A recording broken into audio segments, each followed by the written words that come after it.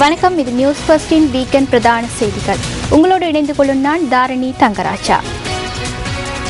நரகாசுரனை வதம் செய்து ஐந்தான இருளகற்றி மெஞ்ஞான ஒளியை உங்கள் உள்ளங்களிலும் இல்லங்களிலும் கமலச் செய்யும் இந்துக்களின் தீபத் திருநாள் இன்றாகும்.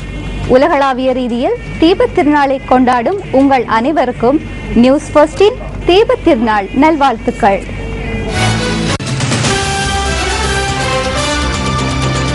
பொதுநலவாய அரசு தலைவர்களின் மாநாட்டை முன்னிட்டு ஏற்பாடு செய்யப்பட்ட வாகன தொடரணி 32 நாட்களை கடந்து இன்று கொழும்பை வந்தடைந்தது. வாகன தொடரணிக்கு நாடு முழுவதிலும் இருந்து வாழ்த்துக்கள். உலகளாவிய இந்துக்கள் தீப திருநாளை இன்று கொண்டாடுகின்றனர். பொதுநலவாய அரசு தலைவர்களின் மாநாட்டிற்கு பொதுமக்களின் வாழ்த்துக்களை சுமந்து கொண்டு MTV MBC ஊடக வலையமைப்பு மற்றும் ஊடகத்துறை அமைச்சு, தேசிய இளைஞர் சேவைகள் மன்றம் ஆகியவற்றின் ஒத்துழைப்புடன் ஏற்பாடு செய்யப்பட்டுள்ள வாகன தொடரணி இன்று தனது பயணத்தை நிறைவு செய்தது. இது தொடர்பிலான மேலதிக தகவல்களை வழங்குவதற்கு எமது செய்தி அறையில் இருந்து இணைந்து கொள்கின்றார்கள் ஜெஃப்ரி மற்றும் கிருஷாந்தன். நன்றி தாரணி. நேர்கள் அனைவருக்கும் அன்பான வணக்கங்களை தெரிவித்துக் கொள்கின்றோம். வெற்றிகரமான ஒரு நாள் இன்றைய தினம். இப்போதும் காலை முகத்திடலில் அதற்கான வெற்றி கொண்டாட்டங்கள் இடம்பெற்றுக் கொண்டிருக்கும் ஒரு சந்தர்ப்பத்தில் நியூஸ் ஃபர்ஸ்ட் வீக்கெண்ட் பிரதான செய்திகள் ஊடாக உங்கள் அனைவரையும் நாங்கள் சந்திக்கிறோம். வணக்கம் கிருஷாந்தன். வணக்கம் ஜெஃப்ரி. உங்களுக்கு தெரியும், இலங்கையின் பிரம்மாண்டமான ஊடக வலையமைப்பு MTV MBC ஊடக வலையமைப்பு இந்த வாகன தொடரணியை ஏற்பாடு செய்திருந்தது.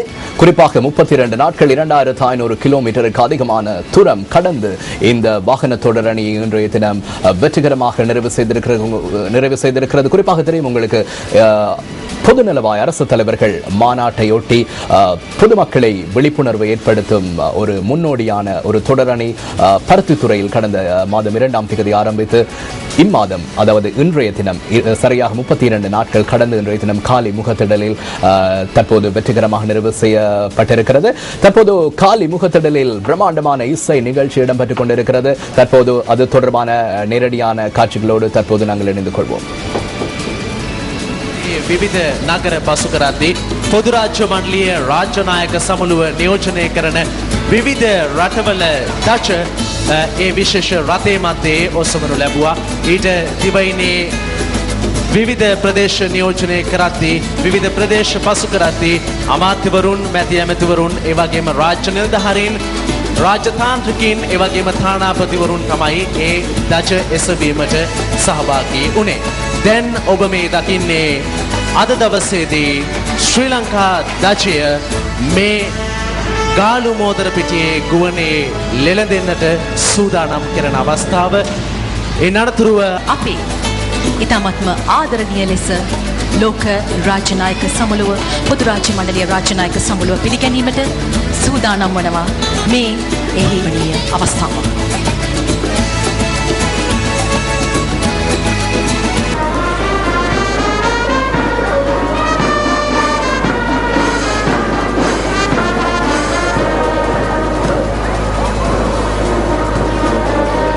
නාලිකා ප්‍රධානී කින්ස්ලි රත්නායක මහතාට அது 32வது நாளாக இன்றைய தினம் காலி முகத்திடலை அடைந்த சந்தர்ப்பத்தில் இறுதி நிகழ்வு இடம்பெற்ற அந்த சந்தர்ப்பத்தை நாங்கள் உங்களுக்கு வழங்கியிருந்தோம். இலங்கையினுடைய தேசிய கொடி ஏற்றப்பட்ட அந்த காட்சிகளை நாங்கள் இப்போ சற்று முன்னர் நாங்கள் ஒளிபரப்பியிருந்தோம். அதே போல உங்களுக்கு தெரியும், இன்றைய தினம் பொதுநலவாய அரசு தலைவர்கள் மாநாட்டுக்கு முன்னோடியாக ஏற்பாடு செய்யப்பட்டிருந்த வாகன தொடரணி இன்றைய தினம் இறுதி நாளாக களுத்துறையிலிருந்து பயணத்தை ஆரம்பித்து மகரகம தேசிய இளைஞர் சபைகள் மன்றத்துக்கு வருகை தந்திருந்தது. அதனைத் தொடர்ந்து மகரகம தேசிய இளைஞர் சபைகள் மன்றத்திலிருந்து குறிப்பாக ஹை லெவல் வீதியூடாக காலி வீதியூடாக காலி முகத்திடலை சென்றடைந்திருந்தது. இரு மரங்கிலும் இருந்து பொதுமக்கள் தங்களுடைய வாழ்த்துக்களை தாராளமாக தெரிவித்திருந்தார்கள். அதே போல இந்த சந்தர்ப்பங்களில் இருக்கின்றதான பல்வேறு துறையை சார்ந்த விளையாட்டு வீரர்களாக இருக்கலாம், கலைத்துறை சார்ந்தவர்களாக இருக்கலாம், அரசியல்வாதிகளாக இருக்கலாம், இவர்கள் அனைவரும் இணைந்து அந்த இலங்கையினுடைய தேசிய கொடியினை ஏந்தி சென்று கொண்டிருந்ததை நாங்கள் இந்த சந்தர்ப்பத்தில் ஞாபகப்படுத்துகிறோம். அம்ஜப்ரி, நீங்கள் கூறியதை போன்று 32 நாட்கள் பயணித்த எமது வாகன தொடரணி இன்று காலிமுகத்திடலை வந்தடைந்திருக்கின்றது. குறிப்பாக உங்களுக்கு தெரியும், யாழ்ப்பாணம் பருத்தித்துறையிலே தன்னுடைய பயணத்தை எமது வாகன தொடரணி ஆரம்பித்திருந்தது. இன்றைய பயணத்தின் போது இலங்கையினுடைய தேசிய கொடியை ஏந்தியவாறு வாகன தொடரணி காலிமுகத்திடலை நோக்கி வந்திருந்தது. இலங்கையினுடைய தேசிய கொடி 20 அடி அகலமும் 30 அடி நீளமும் கொண்டதான ஒரு தேசிய கொடியை பிரம்மாண்டமான முறையில் ஏற்றி வைத்த நிகழ்வுகளும் எங்களால் காணக்கூடியதாக இருந்தது. இன்று களுத்துறையிலிருந்து மகரகம நோக்கி வந்த சந்தர்ப்பத்தில் எமது நியூஸ் ஃபர்ஸ்ட் கேமராக்களில் பதிவான காட்சிகளை இப்போது நாங்கள் உங்களுக்கு தருகிறோம்.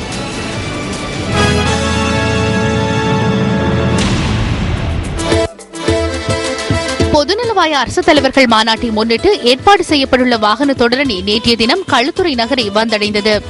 இன்றைய தினம் களுத்துறையிலிருந்து தனது பயணத்தை தொடர்ந்த வாகன தொடரணியை முன்னிட்டு அங்கு விசேட நிகழ்வுகள் ஏற்பாடு செய்யப்பட்டிருந்தன. துறைமுகங்கள் மற்றும் நெடுஞ்சாலைகள் செயற்திட்ட அமைச்சர் ரோகிதா அபேகுணவர்த்தன தலைமையில் இந்த நிகழ்வு இடம்பெற்றது. நாடொன்றின் குணாதிசயங்கள் மற்றும் கௌரவம் ஆகியவற்றை வெளி உலகுக்கு கொண்டு செல்வதில் அந்த நாட்டு ஊடகங்கள் முக்கிய பங்கு வகிக்கின்றன. அந்த வகையில் தமது பொறுப்பை சிரச ஊடக வலையமைப்பு கவனத்திற்கொண்டு பொதுநலவாய அரசு தலைவர்கள் மாநாடு தொடர்பில் நாட்டுக்கு தெளிவுபடுத்தியுள்ளது. இதற்காக சிரச ஊடக வலையமைப்புக்கு நன்றியையும் கௌரவத்தையும் தெரிவிக்கின்றோம். இதன்போது தென்னாப்பிரிக்க நாடுகளின் ஒன்றான ஜாம்பியாவின் தேசிய கொடி ஏற்றப்பட்டது. இதன் பின்னர் அங்கு வருகை தந்த மக்களின் ஆசீர்வாதத்துடன் இந்த வாகன தொடரணி கொழும்பு நோக்கி தனது பயணத்தை தொடர்ந்தது.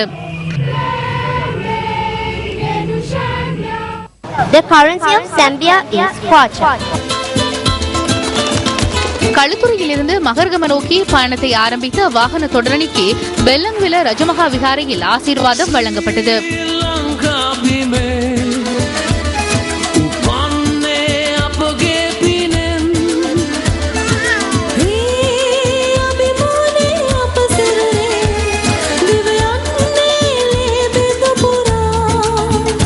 வீதியின் இரு மருங்கிலும் திரண்டிருந்த மக்களின் அமோக வரவேற்புக்கு மத்தியில் வாகன தொடரணி மகரகமவை வந்தடைந்தது.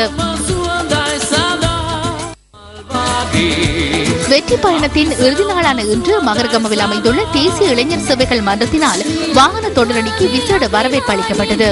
இலங்கையின் தேசிய கொடி விண்ணில் பறக்கவிடப்பட்ட காட்சியே இதுவாகும்.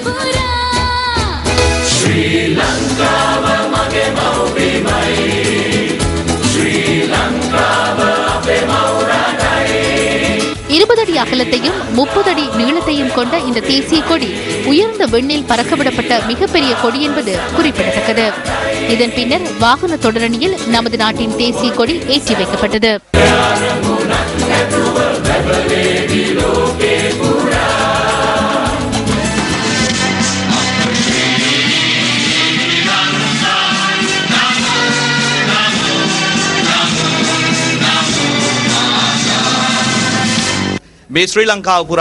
முழு இலங்கையையும் உள்ளடக்கும் வகையில் சுமார் 3000 கிலோமீட்டர்கள் வரை நாம் பயணித்துள்ளோம். இதன் போது பல்வேறு இன மதங்களை சார்ந்தவர்கள் எம்முடன் இணைந்திருந்தனர். சிறுவர்கள் மற்றும் முதியவர்கள் என பலரும் தேசிய கொடிகளை ஏந்திக் கொண்டு ஒரே நோக்கத்திற்காக எம்முடன் இணைந்து கொண்டிருந்ததை காண முடிந்தது. இலங்கையில் வடபகுதியிலிருந்து தெற்கு வரையில் இந்த செய்தியை நாம் கொண்டு சென்றோம். அந்த பொறுப்பை நாம் முறையாக நிறைவேற்றினோம். எனவே இந்த சந்தர்ப்பத்தில் MTV MBC ஊடக வலையமைப்பு சார்பாக தேசிய இளைஞர் சபைகள் மன்றம் மற்றும் ஊடக அமைச்சு அதேபோன்று பாதுகாப்பு கடமைகளில் ஈடுபட்ட அனைத்து அதிகாரிகளுக்கும் நாம் நன்றி தெரிவிக்கின்றோம்.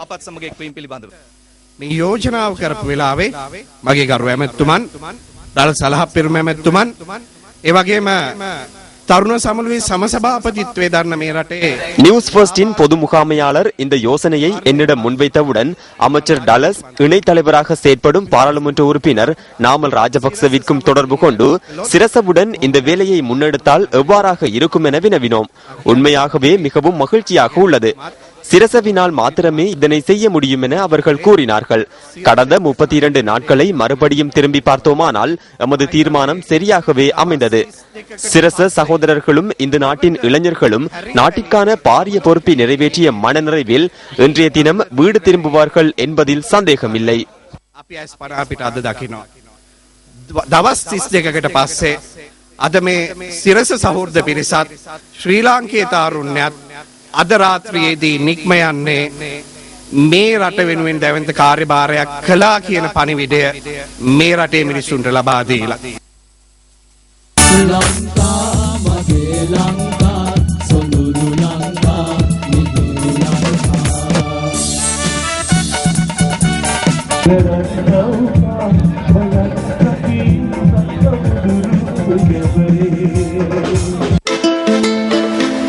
பொதுநலவாய அரசு தலைவர்கள் மாநாட்டை முன்னிட்டு ஏற்பாடு செய்யப்பட்டுள்ள வாகன தொடரணிக்கு மகரகம இளைஞர் சேவைகள் மன்ற வளாகத்தில் கூடியிருந்த பிரமுகர்கள் தமது வாழ்த்துக்களை தெரிவித்தனர். அவர்களின் வாழ்த்துக்களுடன் பயணித்த வாகன தொடரணியில் நம் நாட்டு தேசிய கொடியை ஏந்திச் செல்லும் வாய்ப்பு சிரேஷ்ட இசைக்கலைஞரான ஜனநாத் வரகாகொடவிற்கு கிட்டியது. பொதுநலவாய அரசு தலைவர்கள் மாநாடு 30 வருடங்களுக்கு பின்னரே ஆசிய நாடொன்றில் நடைபெறுகின்றது. அதுவும் இலங்கைக்கு கிடைத்துள்ளது. இது மிகவும் மகிழ்ச்சியான நாள். கலைஞர்கள், விளையாட்டு மற்றும் வைத்தியத்துறையை பிரதிநிதித்துவப்படுத்தி பலரும் இந்த பேரணியில் கலந்து கொண்டிருந்தனர்.